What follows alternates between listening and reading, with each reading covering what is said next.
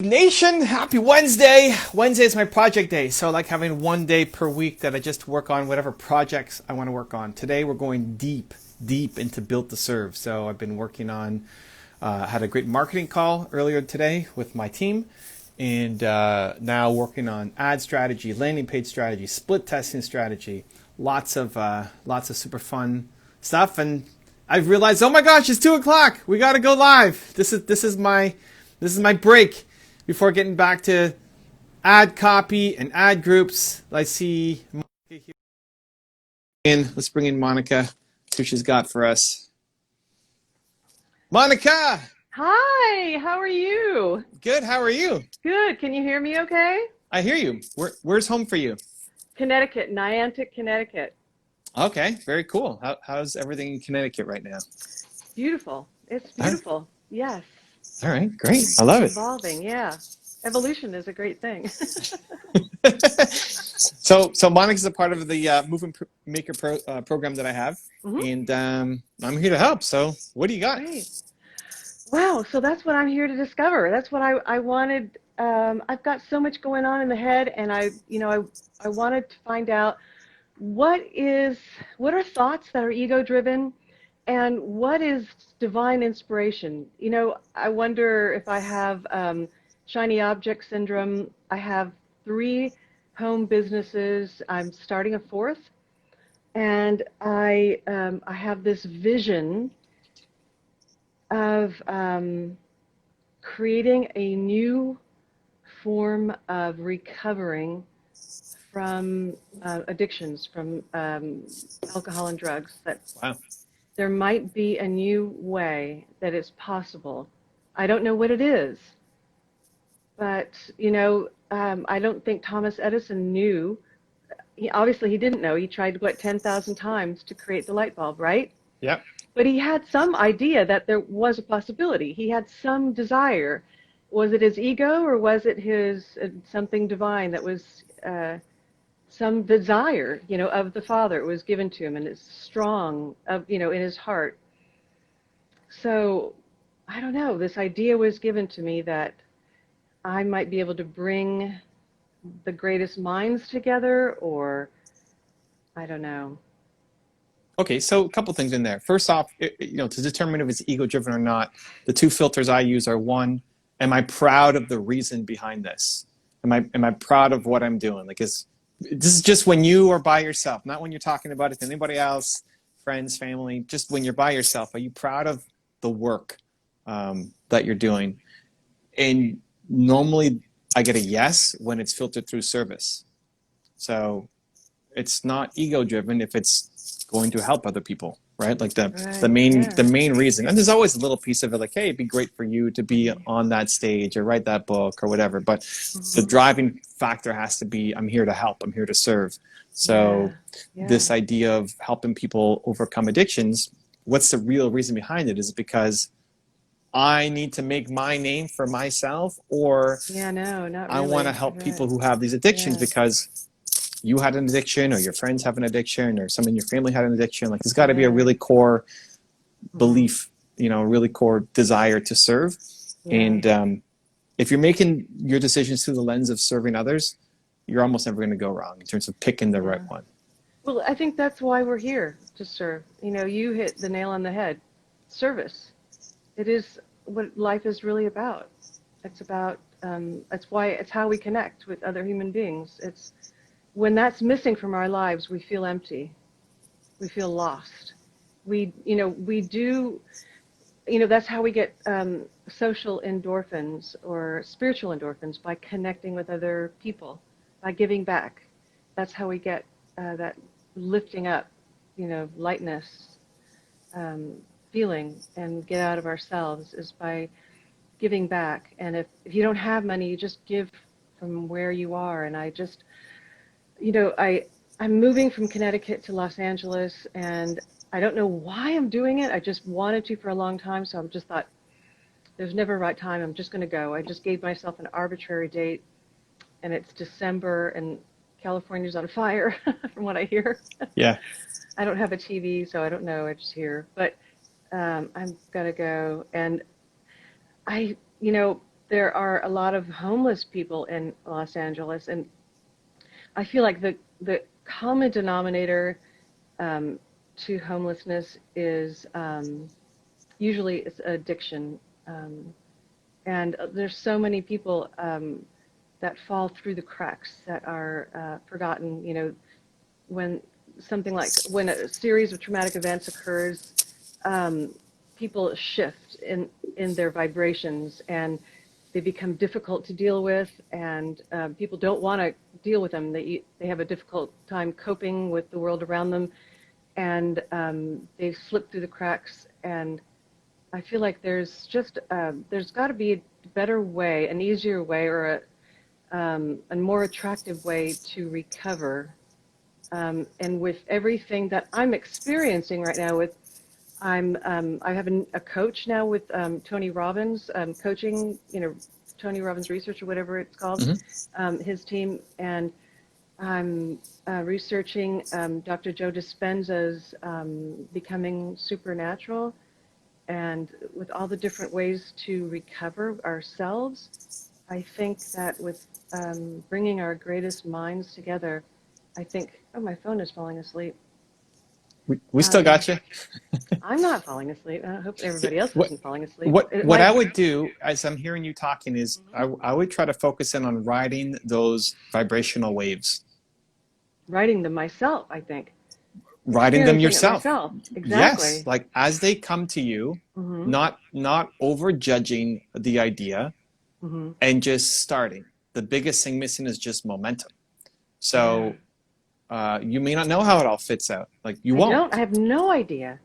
But then now reducing, so now you're in the business of riding vibrational waves as they come to you, and then reducing the barrier of what it takes to get on the wave. So you don't have to move to Los Angeles. You can just go visit. Like you got an idea for LA, go book your ticket and go visit. Yeah. Before you have to make a decision. Like that's riding the wave, right? You're trying to like predict where it's going to be, and you're stressed out about. Where does it look like? What does it look like when I get there? Don't worry about that yet. Get on the wave. You might go to LA and hate it, and then get some other wave to move to New Jersey. I don't know. Come to Canada.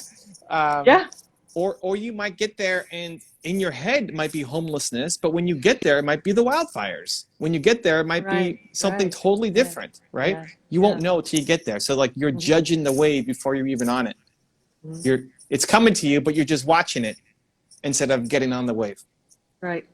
So be the wave. So, like as soon as you get it, you do something about it. So take that massive action, right? You don't need to have even you get a new idea. It doesn't have to be. You said you have 3 businesses, you're starting the 4th. It doesn't even have to be a business yet. Just start the thing before worrying about company name and bank accounts and structure and website and Instagram accounts and all that stuff. You just start. You get an idea, you do something with it. To trust the ideas, to let them flow through you instead of blocking the energy, blocking the vibration because the judging it blocks the energy. Because you don't even try to understand intellectualize it. Yeah, exactly. Because your head is always going to be practical and keep you small, and mostly find reasons why you can't do it. Absolutely, I agree. Completely. So it's just reducing. You've already got them coming to you. It's reducing the friction to jump on the wave in the smallest way possible, right? Like you don't have to move to LA. Just go and see. Right. Yeah, I agree. 100%. I will do just that. So like by December, like you're going to put a block on the vibration until December? Like go this week? Yeah, I want to go. Yeah, I should just go. I'll just go. I'm going today at 3, going to the bank. I've never asked for money in my life from anyone or anything. So I'm going for the first time because my coach and everything. So I'm going to ask for a loan. So I'm excited because this is a big limiting belief that I'm overcoming. So so I'm going to the bank to ask for a loan, and I'm going to get it, and it's going to start the process, and because the universe is friendly for my designs, right? It's just making it as small as possible to get there and not making it some big thing.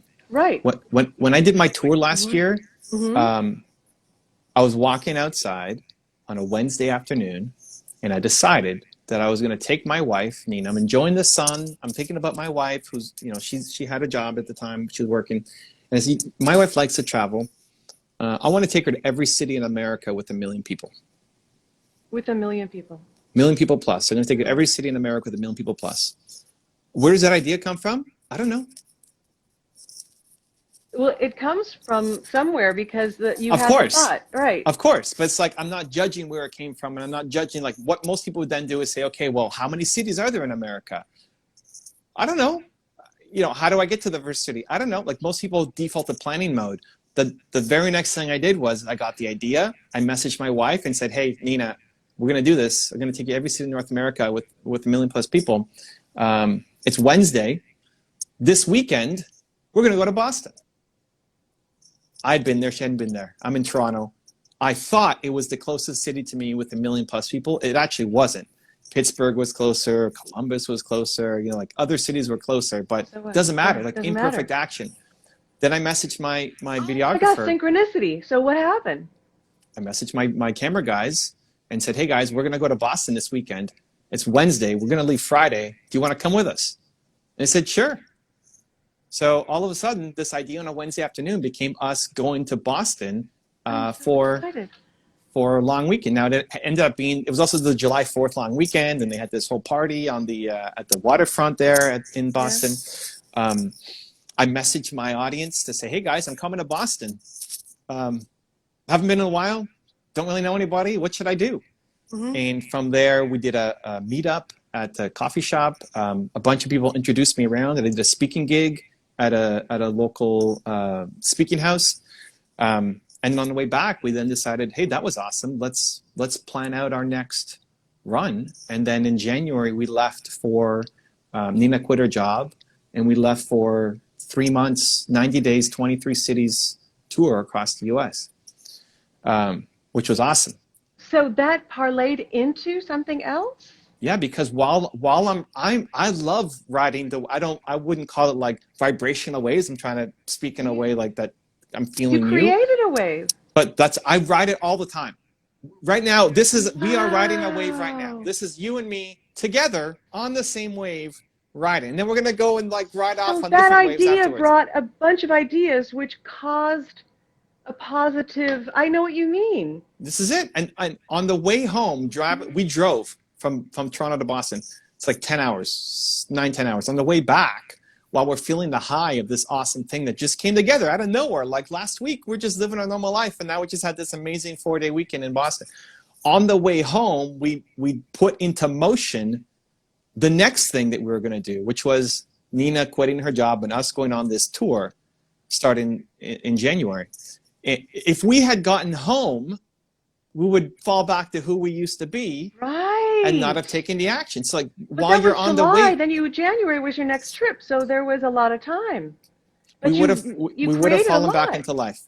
So while you're feeling like, I'm a big believer that the ideas that come to you when you're feeling bold, confident, aligned, in vibration, when ideas come to you, those are the best ones for you. Yeah. And then your brain talks you down from doing them. Yeah. Yeah. Yeah. So while you're feeling it, you need to go and do it. Yes. Otherwise, you put up the block. Like saying, that would kill me to say in December. It's August right now. In December, you're gonna have changed as a human 8,000 times, right? Yeah. I agree totally. And who knows if LA is a place for you or not? Yeah. But you need to get there, and so I would figure out a way. And if it costs a lot to fly, great, then you drive. Like, it doesn't have to cost a lot of money to do this stuff. Well, no, but what does it tell you? Robbins says, it's not a matter of resources, it's a matter of resourcefulness, right? If you want to do something, you find the means, right?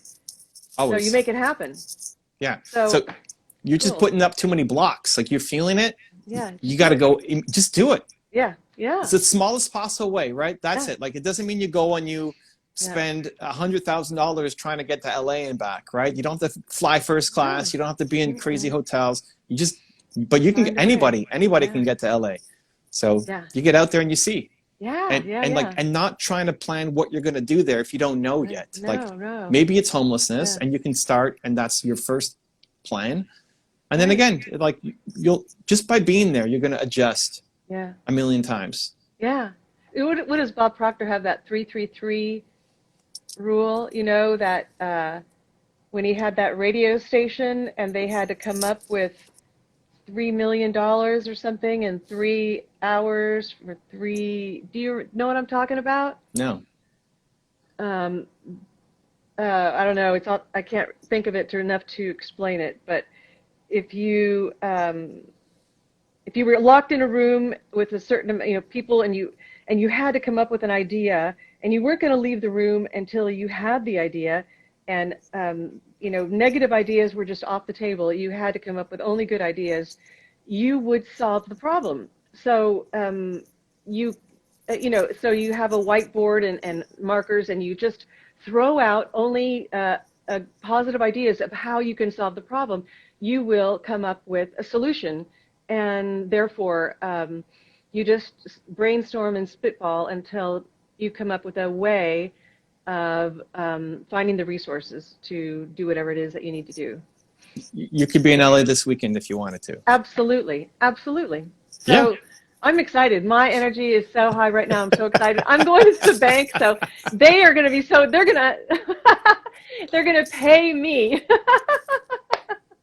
I'm going to show them my new business and tell them what I've been up to and see what, because I went through all of this stuff that I'm talking about. The reason why I want to help people is something that I went through, experienced.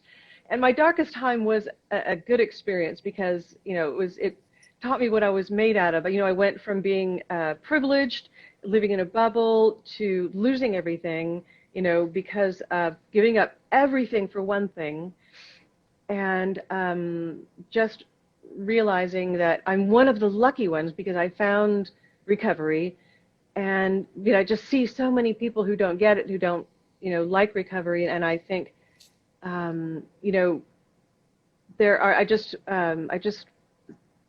when I see, people who don't get it, I know that it's time to reach out on a vibrational level to all the people who are with all of the abundance that we have, especially in the United States, to see, I guess, from what I hear, like in Honolulu or in Los Angeles, they have the vast acreage of tent city of people who are homeless in this country. It's what was the answer for you? Like, how did you get out of how did you get into recovery? Sorry, out of addiction. What was the thing? I'm sure you tried a million things. What helped? I really didn't. I heard on YouTube about meditation and prayer, and stopped feeling sorry for myself. I heard this woman she was a nun in an AA meeting, and she said 7 words that changed my life. She said, and it changed my entire perspective of the story that I was saying over and over and over again. These 7 words changed my life. It was a nun who had been an alcoholic, right? And she was now in recovery. She said, "When the horse is dead, get off." What you've come through is an impossibility to a lot of people. Imagine, like, who you used to be to look at who you are now is impossible. Like, most people would think it's not possible. Even maybe old you would think that who you are now is not possible. And yet it happened. I know. And it's not just some fluke that's a one-off that only happened to you. It's teachable. It's teachable. It's repeatable. It's duplicatable. Yeah, it is. And there are some people who, AA won't work for them. I know. But your thing will. Yeah. But meditation and prayer will. Like those 7 words plus everything else you did, of whether it's daily meditation or special, music or chants or, your style, whatever worked for you, is teachable. It is, yeah. And I want to provide it for free. I want to build a center in those 2 places, LA and Honolulu, a center free of charge, and have all of the the latest and greatest minds to create the systems, and change one mind at a time, and have them turn around and teach the next person. So that's the big wave that we're riding, and it's like it's paddling out on the little wave right now to get started, right? So the vision is to have lots of big names, learning and teaching. Well, not the big names. The big names have to be a secret, because otherwise everybody's going to want to come, right? Even, everybody's going to want to pay and say, hey, let me in, right? Because that has to be a secret. Awesome. But like the bigger vision is to have a team, is to have lots of people. Teams, right. But the starting point is you. Yeah, little old me, right? Yeah, you started. You're forced to be reckoned with. Yes, why not? Why not? So that's the starting point. And then so it's thinking about the big. Some people see the big vision, but then it gets so overwhelmed by it, and it's like, well, I can't do that unless I raise $1 million or I. No, you can raise money. Do it. No, right? No. So you start. Anybody you can start do it. with what you've got, where you're at, right? And then next step is one team member, and then 2 team members, and then 20 team members. If I had the thought, other people have had the thought, right? So I can call them in. Yeah, most people don't have the courage to follow the thought because they block it. They get stuck in their head. No, it's time. Yeah. They say in December I'll do it. Exactly. I'm going to do it now. Thank you. Thank you. That's why I met you. That's why I met you. This is it. I mean, and that's the lesson for you. It's still the lesson for me. It's a lesson for everybody to trust those genius ideas, to not doubt them. I try to lean in on them as much as possible. I could be having a shower and I'm thinking about somebody from high school. Like, why? Like, I just woke up and having a shower. Why am I thinking about, John from high school? Right. I don't judge it. I'll get out of the shower and I'll just send a message to John. Like, hey, John, really? It's Inspired been action. 25 years since I've seen you. Wow. And then I'll lean in like, hey, I was thinking about you in the shower this morning. Really? And I hope you're okay. And sometimes that leads to awesome things. And sometimes that alone is the gift. Like, don't judge it that it has to be some big thing that now John and I are business partners. Go, like right. That alone, this alone of this, we're riding this wave together, for 25 minutes. Right. And maybe I become a partner in your business and we're lifelong friends. Right. Or maybe we never see each other again. Right? It's like, it's not judging that this has to be the thing. It's appreciating that, hey, we were riding this wave together for that moment in time. Synchrodestiny. Isn't it Deepak Chopra who wrote Synchrodestiny? About, moments in time. They come together. We don't know why. And, listen. And, just don't judge it. Like you said, I love that. Don't judge it. Just allow. Because that's a gift. Oh, like just that email to John in those 8 minutes it takes is the gift. This is a gift. Whether anything else happens with us afterwards or not. Like this alone is the gift. You going to LA doesn't have to be some giant thing that has to work out and be your next big thing. Right. Just going there and experiencing it. And if you spend 3 days and come back, that was still a gift. Or what if I go and just decide, you know what? I'm not going back. For sure. But that's what people default to thinking like this has to be, the problem is putting so much pressure that this LA trip has to be my next thing. Otherwise I'm depressed or it's over. So true. That could just be like, that's why I'm saying reduce the barrier to get on the wave. Because if you don't have expectations that this has to be the thing, like going for 3 days and coming home was still a big win, was still a gift, is exactly what you needed. Expectations and serenity, have you heard that? Yeah. How, they're in equal proportion. I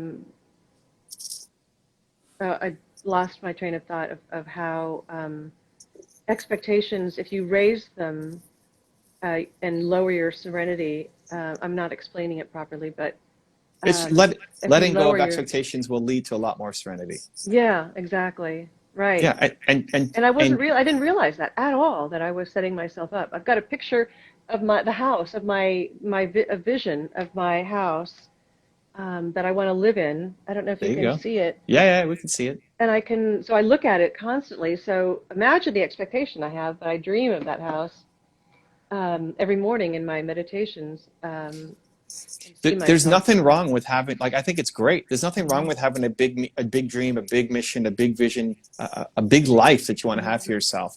The problem is getting attached to the how. It's You have like, no idea you how. have no idea how. No, no idea So how.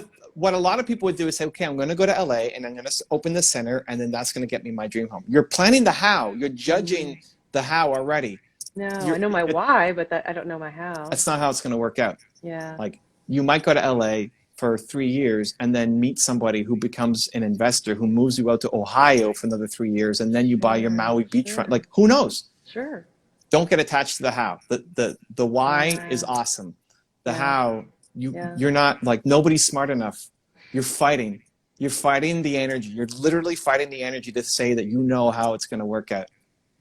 Right. So you surrender to that, Mm-hmm. but you're stubborn about, like, Mm-hmm. I'm going to get this. I don't know how I'm going to do it, but I'm going to wake up every day and I'm going to find a way. Yep. Yes. And today. Today. I love it. Cool. All right. Yay. Well, It's good great to luck be riding your impulsive wave. some days. Some days it's good to be impulsive. Other days it's not. That's where it comes back down to, is this an ego-driven decision or not? Yes. Because being impulsive in service of other people is almost never the wrong decision. Right. Yeah. I have to check myself. It's a simple question. Is this going to serve somebody? Is it going to help somebody other than myself here? And if it's yes, then go do it. I should print that out and frame it. I like it. Do it. There's another There we go. idea. Trust that idea. Yeah. You just I got am. another signal. Go make it happen. Print that Okay. thing off today. I will. I will. Cool. Okay. All right. All right. Thank you. You got it. Yay. Okay. Thank you so much. All Take right. care. Much Namaste. love. Okay. Bye. Bye-bye.